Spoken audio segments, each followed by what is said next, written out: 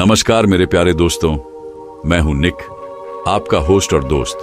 और आज के पॉडकास्ट में एक बहुत ही रोमांचक कहानी लेकर आ चुका हूं। आप ये कहानी कहां से सुन रहे हैं, हमें कमेंट में बताइए। आज की कहानी एक छोटे से समुद्र किनारे के गांव की है, जिसका नाम था महेशपुरा, जो भारत के पश्चिमी तट पर स्थित था। एक शांत लेकिन अजनबी सा माहौल था यहाँ। गांव के लोग मछली पकड़ने के पेशे से जुड़े हुए थे। मौसम और समुद्र के साथ उनका रिश्ता बहुत गहरा था, लेकिन इस बार कुछ अजीब होने वाला था। गांव में एक लड़का था जिसका नाम था अर्जुन। अर्जुन एक मजबूत और जुझारू लड़का था। उसकी हिम्मत और ताजगी से उसकी पहचान थी। वह हमेशा से अपनी छोटी सी नाव में समुद्र में मछलियां पकड़ने जाता था, और उसकी कड़ी मेहनत के कारण वह गांव का सबसे अच्छा मछुआरा बन चुका था। अर्जुन के साथ उसके दो और दोस्त थे, राघव और संदीप। राघव एक बुद्धिमान और शांत लड़का था, जबकि संदीप हमेशा हर चीज में मजाक करता था। वे तीनों अक्सर समुद्र की लहरों के साथ बिताते थे, लेकिन इस बार समुद्र में कुछ गड़बड़ थी। समुद्र की लहरें जैसे कुछ और ही चेतावनी देती थीं। एक दिन जब अर्जुन और उसके दोस्तों ने अपनी छोटी सी नाव में समुद्र की ओर बढ़ते हुए मछलियां पकड़ने का फैसला किया, अचानक एक अजीब सी खामोशी छा गई। हवा थम गई, लहरें रुक गई, यहां तक कि समुद्र का पानी भी गहरा और काला सा लगने लगा। इस शांति में कुछ था जो हर किसी को परेशान कर रहा था। अर्जुन के मन में एक डर सा घर करने लगा। वह समझ नहीं पा रहा था कि क्या हो रहा है। क्या तुम दोनों भी ये महसूस कर रहे हो? अर्जुन ने राघव और संदीप से पूछा। क्या मतलब? संदीप ने जवाब दिया, कुछ नहीं यार, बस डर रहे हो तुम। समुद्र में तो हमेशा ऐसी म्यूट सी खामोशी होती है। लेकिन अर्जुन को समझ में आ गया था कि यह सिर्फ खामोशी नहीं थी, यह कुछ और था। समुद्र कुछ छुपा रहा था। अचानक एक मछली की खोपड़ी तैरती हुई सामने आ गई। उसकी आंखें जैसे किसी अदृश्य ताकत से उसे घूर रही थीं।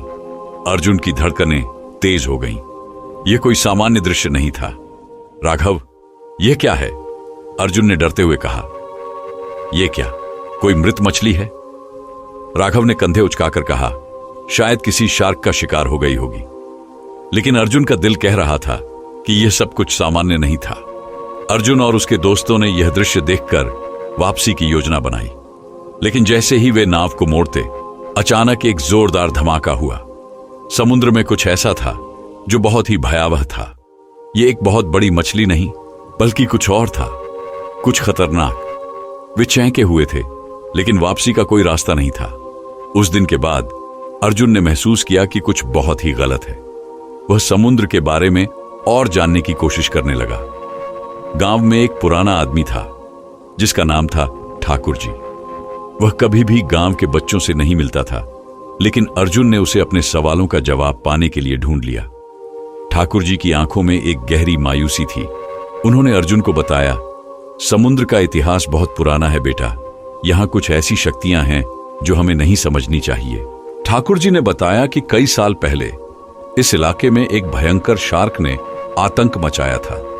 वह शार्क कोई साधारण मछली नहीं थी, बल्कि उसने हजारों लोगों की जान ली थी। उस शार्क को कभी नहीं मारा गया और लोगों ने मान लिया था कि वह मर चुकी थी। लेकिन अब समुद्र फिर से उफान मार रहा था, जैसे कुछ जिंदा हो चुका हो। अर्जुन की आंखों में एक सवाल था, क्या यह वही शार्क है? हो सकता है, ठाकुर जी ने कहा, लेकिन वह सिर्फ एक मछली नहीं है, वह एक शक्ति है। अर्जुन का मन भय से घिर गया। उसे अब यकीन हो गया था कि कुछ ऐसा था जो उसे और उसके दोस्तों को खतरे में डाल सकता था। वह जानता था कि अब उसे यह मामला सुलझाना होगा, वरना यह गांव कभी भी फिर से शांति नहीं पा सकेगा। वह अपनी नाव में बैठकर राघव और संदीप के साथ समुद्र में फिर से गया। वे गहरे पानी में डुबकी लगाने वाले थे, और जैसे ही उनकी नाव समुद्र में आगे बढ़ी, हवा तेज हो गई। लहरों में भी अजीब सी हलचल थी, जैसे समुद्र ने अपने अंदर कोई रहस्य छुपा लिया हो। वो जैसे ही गहरे पानी में गए, एक अजीब सा साया उनकी नाव के नीचे से गुजरा। अर्जुन और राघव के चेहरे पर डर साफ था, लेकिन संदीप हंसते हुए बोला, क्या यार, तुम दोनों डर क्यों रहे हो? लेकिन तभी पानी से एक विशाल जंगली मछली उभर आई। उसकी आंखों में कोई भावनाएं नहीं थी, केवल एक शैतानी ताकत थी। उसकी नजर अर्जुन पर थी। अर्जुन का दिल जैसे रुक गया। वह जान चुका था कि यह वही शार्क है जो कई सालों से समुद्र के नीचे छुपी हुई थी। लेकिन यह कोई साधारण शार्क नहीं थी, बल्कि कुछ और थी, एक राक्षसी शक्ति। अर्जुन, राघव और संदीप तीनों घबराए हुए थे। वह विशाल शार्क जैसी मछली जो अब उनकी नाव के नीचे से गहरे पानी में लहराती हुई दिख रही थी, कोई साधारण मछली नहीं थी। उसकी आंखें जैसे किसी डरावने अंधेरे से बाहर आई हों और उसकी आंखों में कोई भावना नहीं थी, सिर्फ गुस्सा और तृष्णा, जैसे उसे केवल शिकार की तलाश हो। अर्जुन का दिल धड़कते हुए सोच रहा था कि क्या यह वही शार्क थी जिसका ठाकुर जी ने जिक्र किया था। वह शार्क जो सैकड़ों सालों से समुद्र में छुपी हुई थी। वह अकेले ही समुद्र का राजा बन बैठी थी और कोई भी जीव उसे चुनौती नहीं दे सकता था। हम क्या करेंगे? राघव ने कांपते हुए कहा। यह तो हमसे बड़ी और खतरनाक है। हम कहीं नहीं बच सकते, संदीप ने घबराते हुए कहा। यह शार्क हमें खा जाएगी यार। अर्जुन के मन में कई विचार घूम रहे थे। उसने अपनी नाव को स्थिर रखा और गहरी सांस ली। उसने सोचा कि अगर वह डरने लगे तो यह शार्क आसानी से उन्हें अपनी गिरफ्त में ले लेगी। लेकिन वह जानते हुए भी कि यह शार्क किसी से नहीं डरने वाली थी, अर्जुन ने एक पल के लिए आंखें बंद की। उसकी यादें उसके दिमाग में आ रही थीं, जब वह बचपन में समुद्र के किनारे खेलता था। उस वक्त समुद्र एक दोस्त सा लगता था, जहां वह शांति से मछलियां पकड़ सकता था। अब वही समुद्र एक खतरनाक, रहस्यमय और डरावना रूप ले चुका था।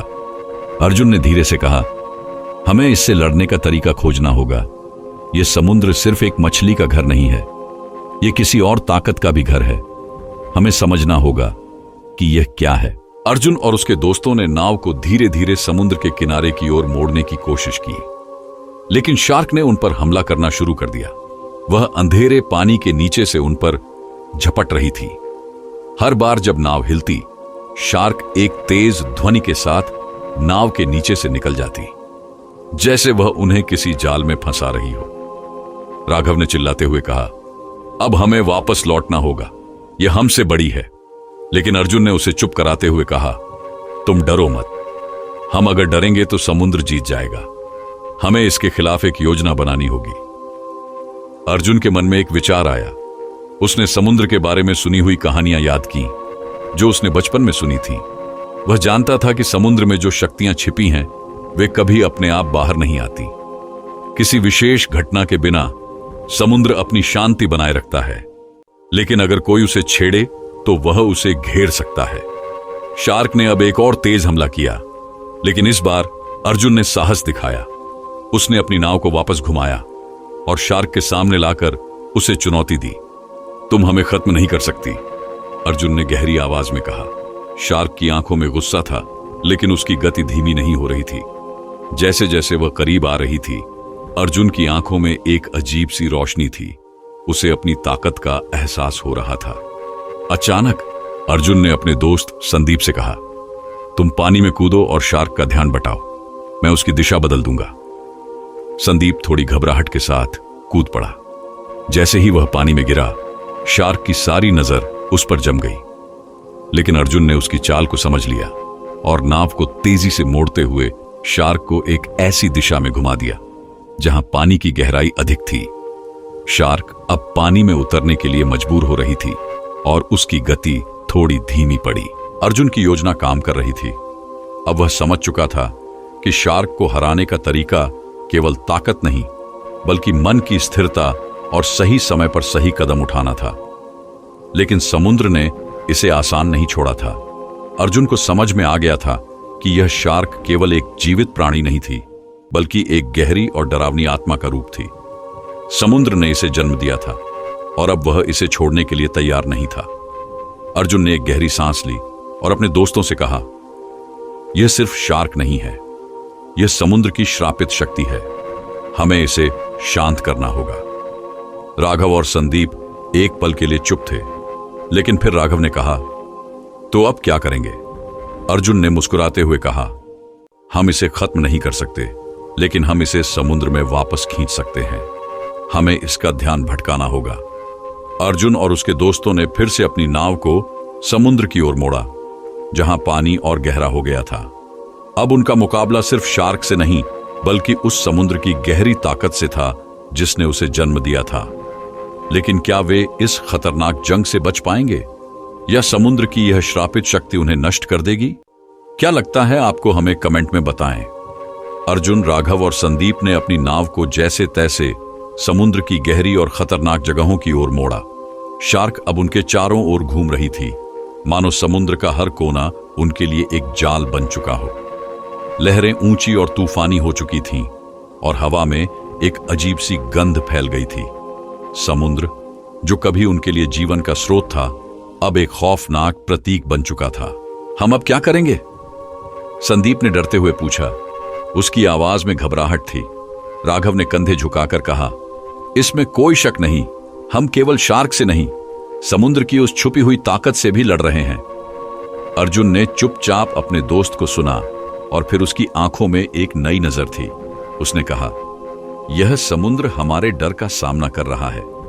हम अगर इसके डर में आकर वापस भागते हैं तो यह कभी खत्म नहीं होगा। हमें इसका सामना करना होगा और इसके रहस्यों को जानना होगा। अर्जुन के शब्दों में एक गहरी दृढ़ता थी। उसे लगता था कि यह शार्क सिर्फ एक खतरनाक शिकार नहीं थी, बल्कि इसके पीछे कोई और ही काला रहस्य छिपा था। अर्जुन को अब महसूस हो रहा था कि समुद्र का गहरा पानी केवल भयानक जीवों का घर नहीं था, बल्कि यह किसी प्रकार का श्रापित क्षेत्र बन चुका था। ठाकुर जी की बातें उसके दिमाग में घूम रही थीं। शार्क की कहानी जो उसने पहले सुनी थी, अब पूरी तरह से स्पष्ट हो रही थी। वह शार्क जो समुद्र के गहरे अंधेरे से उभरी थी, वह एक असाधारण प्राणी थी, और शायद यह प्राणी कोई साधारण जीव नहीं था।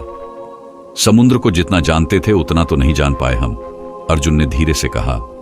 राघव ने कुछ सोचते हुए कहा, लेकिन अर्जुन, अगर यह सब सच है तो क्या हम इसे रोक सकते हैं? क्या हम इसे अपनी शक्ति से खत्म कर सकते हैं? अर्जुन ने गंभीरता से कहा, हमें समझना होगा कि यह सिर्फ एक शार्क नहीं है।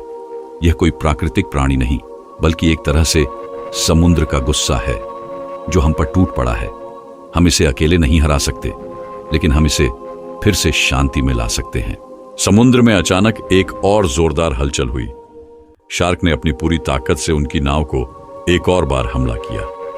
पानी की लहरों से उठती आवाजें और शार्क का डरावना मुंह, सब कुछ जैसे एक भयानक सपना बन चुका था। अर्जुन के मन में एक विचार आया।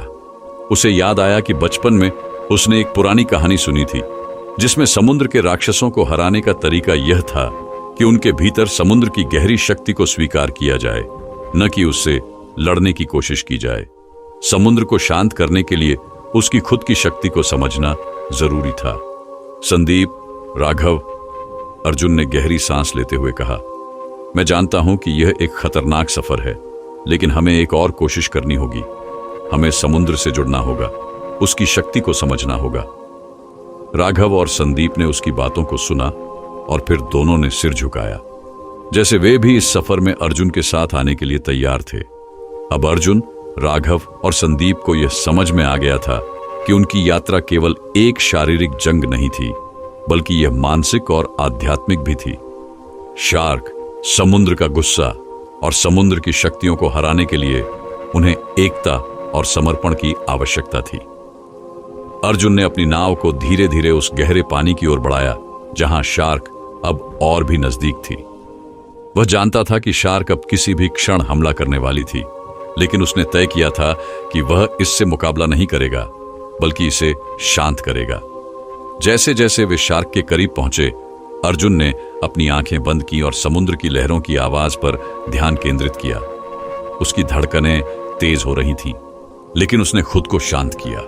वह समुद्र की गहराई में घुसे उस रहस्य को समझने की कोशिश कर रहा था। सामने पानी में शार्क धीरे धीरे अपनी जगह बदल रही थी। अर्जुन ने धीरे से अपनी नाव को शार्क के पास लाया और उससे पूरी तरह से संपर्क स्थापित किया। उसका मन मानो समुद्र से जुड़ने लगा। उसने महसूस किया कि शार्क कोई राक्षस नहीं थी, बल्कि वह समुद्र की ताकत का एक रूप थी। वह ताकत जो कभी शांत थी, अब गुस्से में थी। मैं जानता हूं, अर्जुन ने शांत आवाज में कहा, तुम्हारा गुस्सा शांत हो सकता है। हम इसे समझ सकते हैं। हमें तुम्हारे रहस्य का सामना करना होगा, ताकि यह अंत हो सके।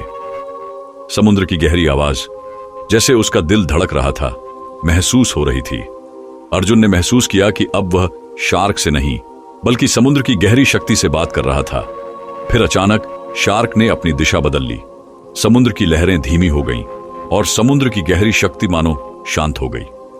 अर्जुन, राघव और संदीप ने देखा कि शार्क अब उनके पास नहीं थी। समुद्र की खामोशी लौट आई थी, जैसे वह फिर से उन्हें अपनी शांति देने के लिए तैयार हो गया था। अर्जुन ने गहरी सांस ली। वह जानता था कि यह लड़ाई अभी खत्म नहीं हुई थी, लेकिन उसे विश्वास था कि अब समुद्र के रहस्यों को समझने का समय आ चुका था। शार्क, जो कभी एक भयंकर राक्षस सी प्रतीत होती थी, अब उसके और समुद्र के बीच एक नई समझ और शांति का प्रतीक बन चुकी थी। समुद्र फिर से शांत था, लेकिन अर्जुन जानता था कि यह शांति स्थायी नहीं हो सकती। समुद्र, शार्क और उसकी शक्ति का रहस्य अभी पूरी तरह से सुलझा नहीं था, और शायद यह रहस्य कभी पूरी तरह से सुलझेगा भी नहीं। अर्जुन ने अपनी नाव को घुमाया और अपने दोस्तों के साथ वापस गांव की ओर बढ़ते हुए कहा, यह कहानी अभी खत्म नहीं हुई दोस्तों। समुद्र में और भी राज छुपे हैं। हमें उन्हें खोजने के लिए हमेशा तैयार रहना होगा। लेकिन समुद्र में एक और गहरी आंधी की तरह यह कहानी सिर्फ एक अध्याय था, और अगला अध्याय पहले से कहीं ज्यादा खौफनाक होने वाला था। अर्जुन, राघव और संदीप ने महेशपुरा गांव की ओर अपनी नाव मोड़ दी थी। समुद्र की शांत लहरें अब उन्हें डराती नहीं थीं, लेकिन कहीं गहरे उनके भीतर एक चिंता ने घर बना लिया था। समुद्र की वह गहरी शक्ति, वह रहस्य जो अब तक पूरी तरह से सुलझा नहीं पाया था, जैसे समुद्र की गहराई में कहीं और छुपा था। अर्जुन को लगता था कि अभी कुछ और होगा, कुछ और जो वह नहीं समझ पा रहे थे। गांव में वापस लौटने पर तीनों ने महसूस किया कि गांव का माहौल थोड़ा बदल चुका था। लोग धीरे धीरे अपने घरों में दुबकने लगे थे और उनकी आंखों में एक अजीब सी घबराहट थी, जैसे कुछ और घटित होने वाला हो, लेकिन कोई उस पर बात नहीं कर रहा था। अर्जुन ने राघव और संदीप से कहा, क्या तुमने महसूस किया? कुछ तो गलत है। समुद्र ने जो शांति दी वो सिर्फ एक छलावा हो सकती है। संदीप ने थोड़ा हंसते हुए कहा, अर्जुन तुम हमेशा बहुत सोचते हो। सब कुछ ठीक है। क्या तुम्हें लगता है कि समुद्र में कोई और भूत या शक्ति छुपी है? तुम नहीं समझ रहे हो संदीप, यह सिर्फ शार्क का मामला नहीं है। यह समुद्र खुद हमें कुछ बता रहा है, और वो चीज अभी हमें समझनी है। अर्जुन ने गंभीरता से जवाब दिया। लेकिन संदीप और राघव ने बात को हल्के में लिया। उन्होंने कहा, ठीक है, लेकिन अगर समुद्र हमें एक और बार परेशान करने आया तो हम फिर से मुकाबला करेंगे, और इस बार हम तैयार होंगे। लेकिन अर्जुन जानता था कि यह इतना आसान नहीं था। उसे कुछ गहरे संकेत मिल रहे थे कि समुद्र का गुस्सा अभी भी खत्म नहीं हुआ था। अर्जुन, राघव और संदीप ने अगले कुछ दिनों में समुद्र के पास जाने का मन नहीं किया, लेकिन अचानक एक रात गांव में कुछ अजीब घटनाएं घटने लगी। लोग बुरी तरह घबराए हुए थे, और किसी ने बताया कि समुद्र के किनारे से एक अजीब सी आवाज आ रही थी। यह आवाज समुद्र के गहरे जल की गड़गड़ाहट जैसी थी, पर उसमें कुछ और था, एक भूख, एक ताकत जो फिर से उठ रही थी। गांव के बुजुर्गों ने कहा, यह समुद्र की आत्मा है, वह कभी नहीं भूलती, और अब वह अपना बदला लेने के लिए लौट आई है। अर्जुन को यह सुनकर अजीब सा लगा, लेकिन वह जानता था कि अब वह इससे बचने के बजाय इसका सामना करना ही पड़ेगा। उसे और उसके दोस्तों को फिर से समुद्र का सामना करना था। हम बच नहीं सकते राघव, संदीप, अब हमें समुद्र को शांति देनी होगी। अर्जुन ने अपनी योजना बनाई। तीनों ने मिलकर फिर से नाव तैयार की और समुद्र की ओर बढ़े। हवा हल्की थी, लेकिन समुद्र में एक डरावनी खामोशी थी। सब कुछ ठंडा और शांत था, लेकिन अर्जुन को महसूस हो रहा था कि यह शांति भी एक छलावा हो सकती है। जैसे जैसे वे समुद्र के और करीब गए, उन्हें एक गहरी कंठीली आवाज सुनाई देने लगी। यह आवाज किसी विशाल भयंकर प्राणी के गहरे अंदर से निकल रही थी। अर्जुन को यह साफ साफ समझ में आ गया कि समुद्र में कुछ और था, कुछ ऐसा जिसे वे अब तक नहीं देख पाए थे। अर्जुन और उसके दोस्तों ने नाव को एक गहरे स्थान पर लाकर उसे रोका। यह वही जगह थी जहां उन्होंने शार्क को आखिरी बार देखा था। पानी गहरा था और समुद्र का रंग भी काला और गाढ़ा हो चुका था। फिर अचानक पानी के नीचे से एक बहुत बड़ा साया उभरा। ये वही शार्क नहीं थी, बल्कि एक और रहस्यमय प्राणी था, एक विशाल समुद्री राक्षस जिसकी आंखों में कोई भावना नहीं थी। उसकी आंखें खाली थीं, जैसे वह केवल एक मशीन की तरह काम कर रहा हो। अर्जुन ने शार्क की परछाई को पहचान लिया। ये वही जीव था जो समुद्र की गहरी ताकत से निकला था। उसकी दहशत और ताकत को अर्जुन अब अच्छे से समझ चुका था। वह अब केवल एक शार्क नहीं था, बल्कि समुद्र का वह श्रापित राक्षस था जो समुद्र के अंदर से प्रकट हो चुका था। राघव और संदीप ने घबरा कर कहा, अर्जुन, यह क्या है? यह तो कुछ और ही है, हम इससे नहीं लड़ सकते। अर्जुन ने गहरी सांस ली और कहा, हम भाग नहीं सकते, हमें इसे समझाना होगा। यह हमें तब तक नहीं छोड़ेगा जब तक हम उसे शांत नहीं कर देते। समुद्र के राक्षस ने एक डरावनी चीख मारी और अपनी दिशा बदलते हुए उनकी नाव की ओर बढ़ने लगा। लेकिन इस बार अर्जुन तैयार था। उसने अपनी आंखें बंद की और समुद्र की गहरी आवाज को सुनने की कोशिश की। वह जानता था कि इस बार शार्क नहीं, बल्कि समुद्र की गहरी शक्ति उसे चुनौती दे रही थी। अर्जुन ने नाव को स्थिर किया और एक बार फिर से अपनी आत्मा को समुद्र से जोड़ने की कोशिश की। वह समुद्र के गुस्से को महसूस करने लगा, लेकिन उसने उस गुस्से से डरने के बजाय उसे अपनाया। उसके दोस्तों ने देखा कि अर्जुन का चेहरा कुछ बदल सा गया था, जैसे वह समुद्र का हिस्सा बन चुका हो। अर्जुन ने समुद्र से कहा, हमारे भीतर भी वही शक्ति है जो तुम्हारे अंदर है।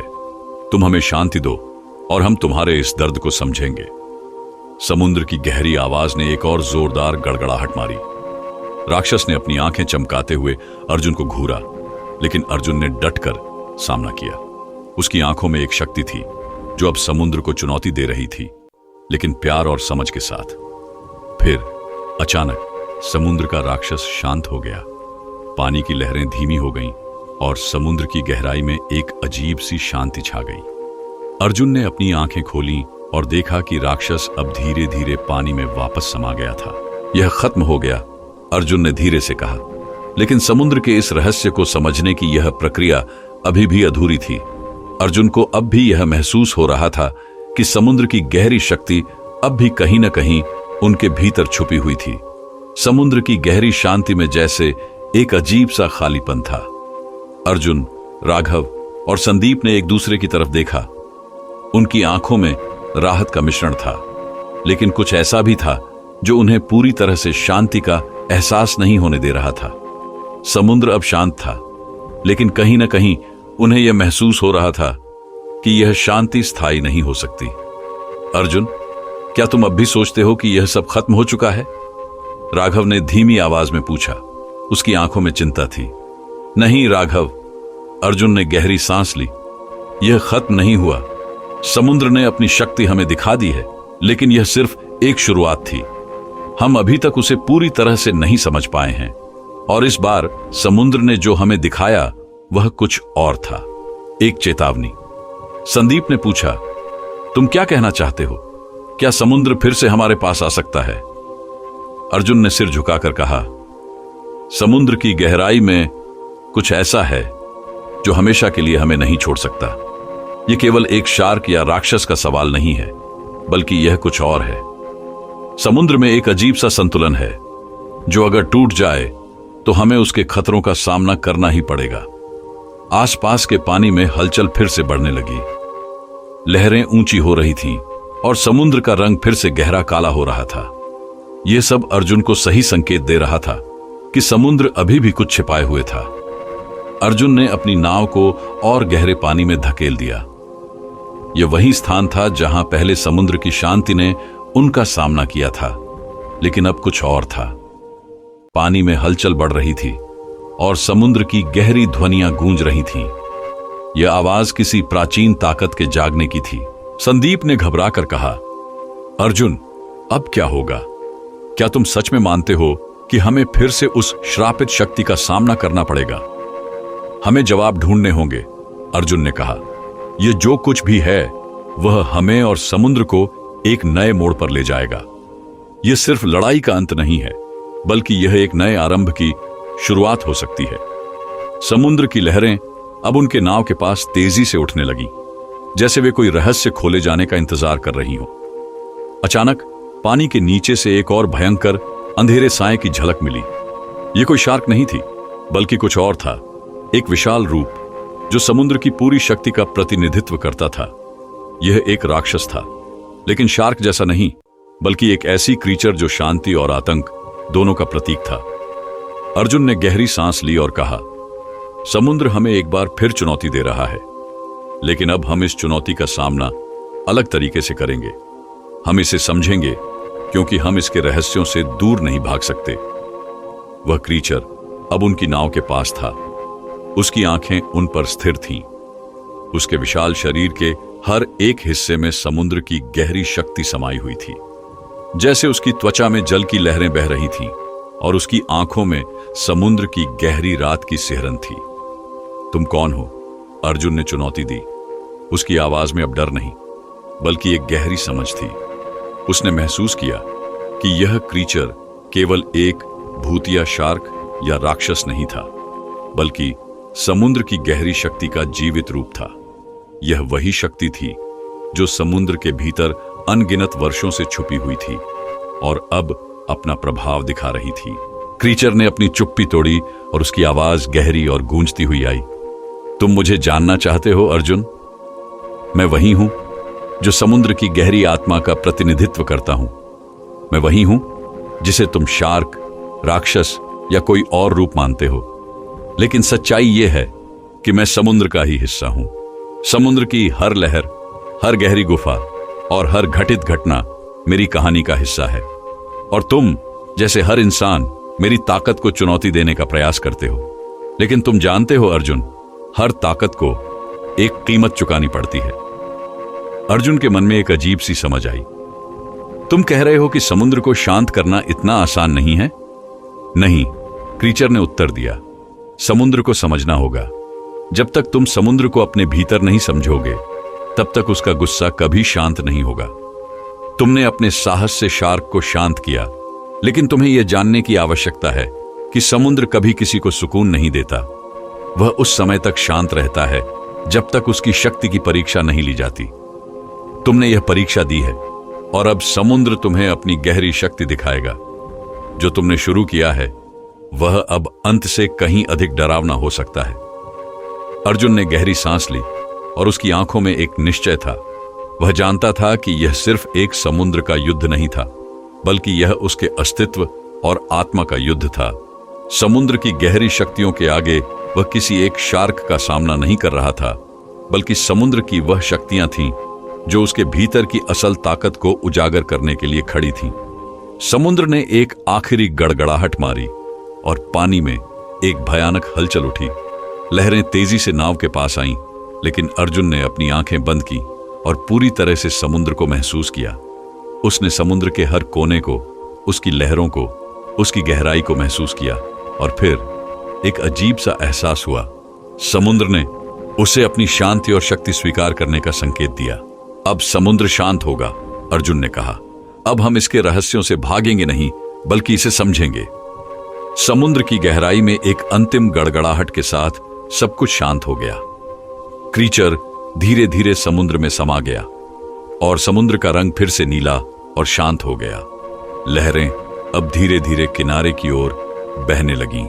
दोस्तों, समुद्र का रहस्य अब भी बना रहेगा, लेकिन अर्जुन और उसके दोस्तों ने यह समझ लिया था कि सच्ची शांति पाने के लिए हमें सबसे पहले अपने डर और अज्ञात से सामना करना होता है। समुद्र ने उन्हें अपनी शक्ति दिखाई और वे उसे अब अपने भीतर महसूस करने के साथ शांति में लौट आए थे। दोस्तों, कैसी लगी आपको यह कहानी? अपने अनुभव हमें कमेंट में बताएं और ऐसी ही रहस्यमयी रोमांचक कहानी लगातार सुनने के लिए कहानी जंक्शन को सब्सक्राइब करना ना भूलें। मिलते हैं कल रात 8 बजे एक नई रोमांचक कहानी के साथ। तब तक के लिए अलविदा दोस्तों।